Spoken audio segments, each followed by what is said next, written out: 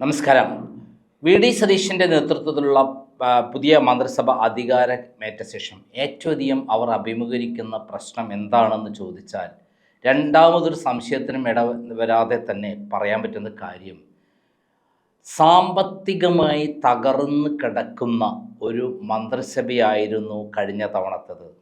കഴിഞ്ഞ തവണത്തെ പിണറായി മന്ത്രിസഭ പൂച്ച പെറ്റ് കിടക്കുന്ന പോലെയാണ്. ഖജനാവിൽ ഒരു 5 പൈസ പോലും ഇല്ല എന്നുള്ളതാണ് സത്യം. എന്താണ് അവർ കാട്ടിക്കൂട്ടിയിട്ടുള്ളത്? ഇതിനെക്കുറിച്ച് നമ്മൾ പഠിക്കുമ്പോൾ നമ്മളെ മുന്നിലേക്ക് വരുന്നത് ഞെട്ടിക്കുന്ന കുറേ സംഭവങ്ങളാണ്. അതായത് നമ്മൾ മനസ്സിലാക്കേണ്ട കാര്യം, ഉമ്മൻചാണ്ടി മന്ത്രിസഭ രാജിവെച്ച ശേഷം അതുവരെ എന്തായിരുന്നു കേരളത്തിൻ്റെ മൊത്തത്തിലുള്ള കടം എന്ന് പറയുമ്പോൾ ഉമ്മൻചാണ്ടി മന്ത്രിസഭ കാലത്ത് ആണ് കേരളത്തിലെ ഏറ്റവും വലിയ വികസന പദ്ധതികൾ കേരളത്തിൽ നടന്നിട്ടുള്ളത്. വിഴിഞ്ഞം പോർട്ടും എറണാകുളത്ത് മെട്രോ റെയിൽവേയും അതേപോലെ കണ്ണൂരിൽ എയർപോർട്ടും അടക്കമുള്ള പാലങ്ങൾ, അതേപോലെയുള്ള പാലങ്ങൾ, കേരളത്തിൽ ഏറ്റവും കൂടുതൽ പാലങ്ങൾ പണിഞ്ഞിട്ടുള്ളത് ഈ സന്ദർഭത്തിലാണ്.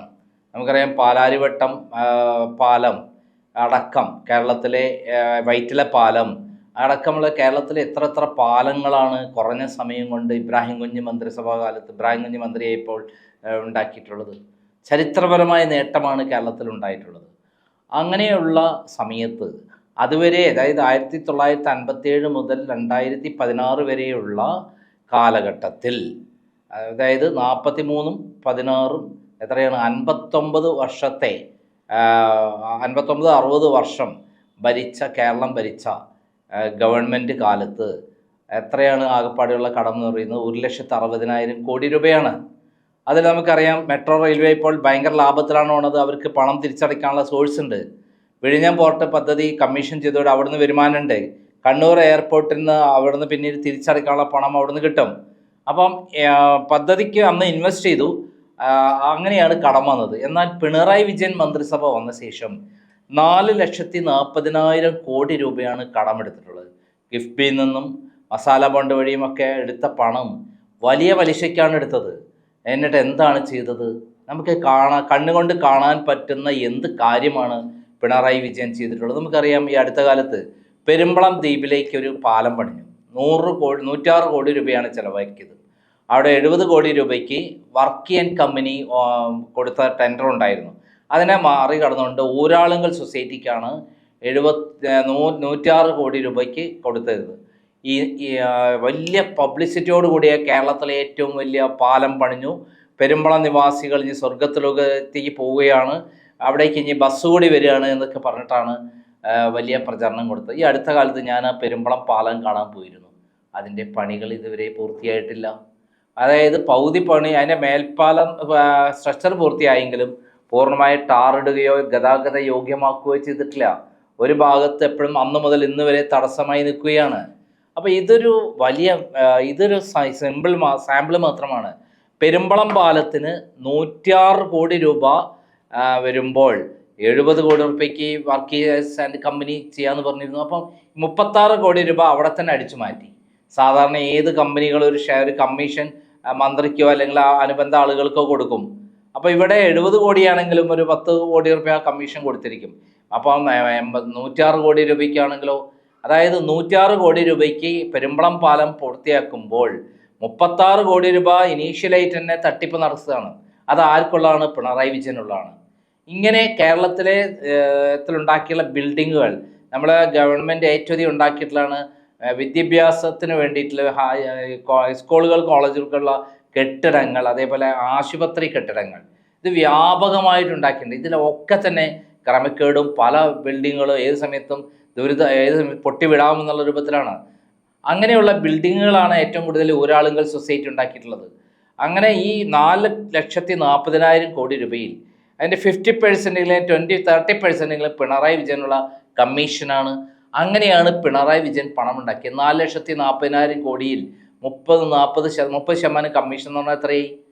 അതായത് 1,20,000 കോടി രൂപ പിണറായി വിജയന് കമ്മീഷനത്തിൽ കിട്ടും. 1,00,000 കോടി കൂട്ടുക ഞാൻ വെറുതെ പറഞ്ഞതല്ല. പിന്നെ ആരോഗ്യ വകുപ്പിൽ നിന്ന് ഈ മരുന്ന് വാങ്ങുന്നതിനുള്ള ക്രമക്കേട്, അതായത് മരുന്ന് കമ്പനികൾ ഓഫർ ചെയ്യുന്ന വലിയ കമ്മീഷൻ ഉണ്ട്. പഴയ മരുന്നുകൾ എടുപ്പിക്കുക, അതേപോലെ എക്യുപ്മെൻറ്റ്സ് വാങ്ങുക. ആവറേജ് 1,00,000 കോടി രൂപയുടെ ട്രാൻസാക്ഷനാണ് ആരോഗ്യ വകുപ്പിൽ നടക്കുന്നത്. അതിൽ 1,00,000 കോടി രൂപ ഒരു കൊല്ലത്തെ ടോട്ടൽ ഇത് വരുന്നത് ചിലതിൽ ഒരു 25,000 കമ്മീഷനാണ്. 10 വർഷം കൊണ്ട് പിണറായി വിജയൻ എത്ര രൂപ ഉണ്ടാക്കി? അതേപോലെയാണ് ഊരാളുങ്കൽ സൊസൈറ്റി ഇതുകൊണ്ടുണ്ടാക്കിയ 4,40,000 കോടി രൂപേൻ്റെ 1,00,000 കോടി എന്ന് പറയുന്നത്. അപ്പം പിണറായി വിജയൻ ഏകദേശം നേരത്തെ എനിക്ക് കിട്ടിയ വിവരങ്ങൾ ശരിയാണ് എന്ന് തെളിയിക്കുന്ന കാര്യമാണ്. 1,00,000 കോടിയിൽ മേലെ അദ്ദേഹം പണം ഉണ്ടാക്കിയിട്ടുണ്ട്. വിദേശത്ത് അദ്ദേഹം മകളും മകനും വഴി പല സ്ഥലങ്ങളിൽ നിക്ഷേപിച്ചിട്ടുണ്ട്. ഫാരിസ് അബൂബക്കറാണ് അതിന് മേൽനോട്ടം വഹിക്കുന്നത്.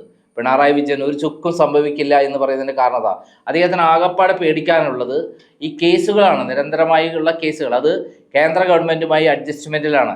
ആ അഡ്ജസ്റ്റ്മെൻറ്റ് ഇന്ന് വരെ പൂർത്തീകരിച്ചിട്ടുള്ള അഡ്ജസ്റ്റ്മെൻറ്റ് അദ്ദേഹം ഏത് സമയത്തും തൂക്കിയെടുത്ത് ഇനി പിണറായി വിജയൻ ആവശ്യമില്ല എന്ന് കണ്ടാൽ കേന്ദ്ര ഗവൺമെൻറ് തൂക്കിയെടുത്ത് അകത്താക്കും. അതിനെ പ്രതിരോധിക്കാനാണ് ഇപ്പോൾ പ്രതിപക്ഷ നേതൃസ്ഥാനം അദ്ദേഹം ഏറ്റെടുത്തിരിക്കുന്നത്. അദ്ദേഹത്തിൻ്റെ ആവശ്യം എന്താണ്? കേന്ദ്ര ഗവൺമെൻറ് കൊടുത്തിരിക്കുന്നത്, അമിത്ഷാ കൊടുത്തിരിക്കുന്നത് പാർട്ടിയെ പൂർണ്ണം 3 MLA വിജയിപ്പിച്ചു കൊടുത്തു. ഇനി അത് 30 MLA മാറ്റണം, അല്ലെങ്കിൽ ഭരണം പിടിച്ചു കൊടുക്കണം. അതിന് മാർക്സിസ്റ്റ് പാർട്ടിയിലെ 37% വോട്ടാണ് LDF കിട്ടിയിട്ടുള്ളത്. 21% CPM, ഒരു 25% വോട്ട് CPM ഉണ്ടാവും. ആ 25%-ൽ ഒരു 20%-എങ്കിലും BJP-യിൽ എത്തിച്ചു കൊടുത്താൽ അവർ മിനിമം 30-35 സീറ്റ് പിടിച്ചെടുക്കും. അതിനുള്ള കപ്പാസിറ്റി അവർക്കുണ്ട്. അവർക്ക് ആവറേജ് 99 സീറ്റിൽ കെട്ടിവെച്ച പൈസ പോയി. ബാക്കിയുള്ള സീറ്റുകൾ വിജയിച്ചിട്ടുണ്ട്. വിജയിക്കല്ല, അവർക്ക് 3 സീറ്റ് വിജയിച്ചു. ബാക്കി 2ാം സ്ഥാനത്തും 3ാം സ്ഥാനത്തേക്കായിട്ട് പൈസ നഷ്ടപ്പെടാത്ത സംഭവമാണ്. 30,000-ൽ മേലെ വോട്ട് കിട്ടിയ ധാരാളം സ്ഥാനാർത്ഥികൾ അവർക്കുണ്ട്. ഏകദേശം 35 സ്ഥാനാർത്ഥികൾ അവർക്ക് വലിയ ശക്തമായ രൂപത്തിൽ വോട്ട് നേടിയിട്ടുണ്ട്. അവിടെ ടാർഗറ്റ് ചെയ്തുകൊണ്ടാണ് നിൽക്കുന്നത്. അടുത്ത തവണ അവർക്ക് പിടിച്ചെടുക്കണം. 2029 ഒരു ഇലക്ഷൻ വരുന്നുണ്ട്, നിയമസഭയ്ക്കും ലോക്സഭയിലേക്കും. അപ്പം പിണറായി വിജയൻ അങ്ങനെ നിൽക്കുകയാണ്. അപ്പം ഇവിടെ ഞാൻ പറഞ്ഞു വന്നതല്ല, കേരളത്തിൽ ഈ 4,40,000 കോടി രൂപ അല്ലെങ്കിൽ 6,00,000 കോടി രൂപ തലയിൽ കെട്ടിവെച്ചിട്ടാണ്, VD സതീഷിൻ്റെ തലയിൽ കെട്ടിവെച്ചിട്ടാണ് പിണറായി വിജയൻ മാറിപ്പോയി. പിണറായി വിജയൻ പുറത്തിരുന്ന് ചിരിക്കുകയാണ് VD സതീശൻ ഇതിനെ എങ്ങനെ കവർ ചെയ്യുന്നുള്ളത്. VD സതീശൻ ഒരു ശക്തനായ തന്ത്രജ്ഞനായ നയതന്ത്രജ്ഞൻ കൂടിയാണ്. കൃത്യമായി കാര്യങ്ങൾ പഠിച്ച് പ്രവർത്തിക്കുന്ന ഒരാളാണ്. അദ്ദേഹത്തിന് കൃത്യമായി വിഷനുണ്ട്. ഈ 6,00,000 കോടി രൂപ എങ്ങനെ കടം വീട്ടണം എന്നുള്ളത് അദ്ദേഹം പ്ലാനും പ്രവർത്തനവും ഉണ്ടാക്കും. ധവളപുത്രം ഇറക്കുമ്പോൾ നമ്മൾ ഞെട്ടിപ്പോകുന്ന ഇത്തരം കാര്യങ്ങളെല്ലാം പുറത്തു വരും. നമ്മൾ ചിന്തിക്കുന്നതിൽ അപ്പുറമുള്ള വലിയ ഭവിഷ്യത്താണ് ഇപ്പം നമ്മുടെ മുന്നിലുള്ളത്. അതായത് 6,60,000 കോടി രൂപ എന്ന് 6,00,000 കോടി രൂപ എന്ന് പറയുന്നത് നമുക്ക് ചിന്തിക്കുന്നതിന് അപ്പുറമുള്ള കടമാണ് പിണറായി വിജയൻ നടത്തിയത്. നമുക്കറിയാം പിണറായി വിജയൻ എന്തിനാണ് ഇത്തരത്തിൽ ബിൽഡിങ്ങുകൾ ഇതേപോലെ ഉണ്ടാക്കുന്ന കമ്മീഷൻ അടിച്ചു മാറ്റുന്നത്.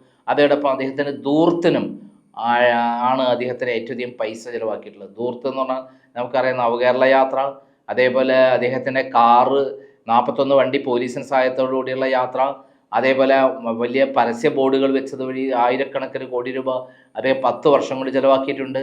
ഇതൊക്കെ തന്നെ ഗവൺമെൻറ് ചെലവിലാണ് പിണറായി വിജയൻ്റെ വലിയ മോന്തായം കാണിച്ചുകൊണ്ട് വലിയ ബോർഡുകളൊക്കെ വെച്ചിട്ടുള്ളത്.